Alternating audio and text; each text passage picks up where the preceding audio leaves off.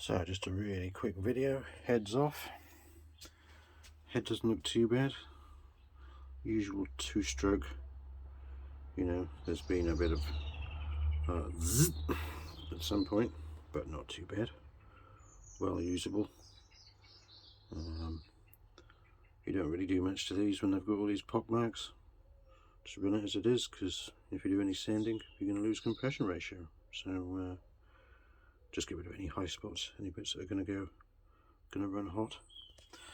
So anyway, I thought, for the sake of some of you guys that probably don't know what a Yamaha power valve system is, basically it's a electrically operated valve, and if you look down the barrels here, this is the exhaust port here, and the biggest change to a two-stroke engine you can to tune it for performance is to change the position of the top of the exhaust port, and that changes your timing. So the faster your engine runs, the later that you want your exhaust port to close when the piston's coming up, because you've got, well, lots of reasons, but basically more pressure. So on a power valve system, you've got a electric servo motor that's driven by a dedicated electric servo controller, and in there it's got a 2D map of RPM versus voltage, going from 0 to 12 volts. 0 volts is valve closed, 12 volts is valve fully open, and it's got a curve. It's not a straight thing as many people make out. It is actually a curve that Yamaha designed.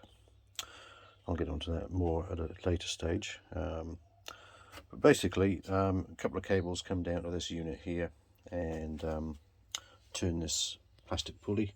In between the cylinders we've got a spindle that goes through, so there's a valve in each cylinder, and if I return this, so that's fully open, so that's at maximum RPM, and this spindle, as it turns, it brings down this valve.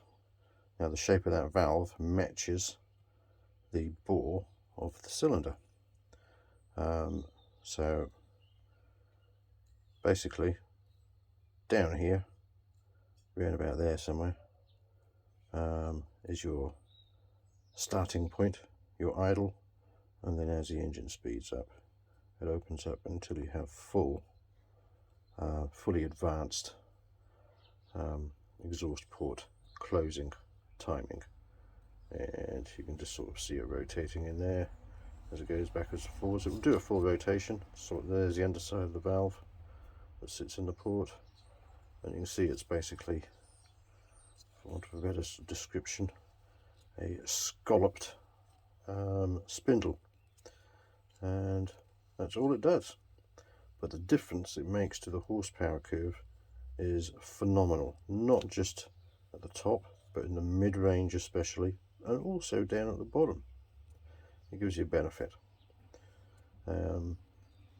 So yeah, and it's a lovely thing to ride because of this, because you can just gun it from 0 at about 6,000 or 7,000. This thing fully opens and it just goes like nuts, which is great.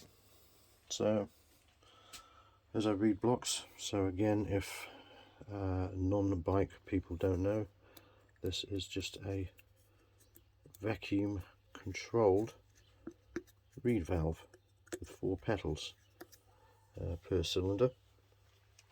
I haven't got these blocks out yet. They're well and truly stuck in, and it looks like someone's glued them in, so that's going to be fun. Standard steel petal reeds, which is great. Some people fit the carbon fibre ones, which are not great because they break up, and you don't want bits of carbon fibre in your engine because it's very hard and it will eat everything.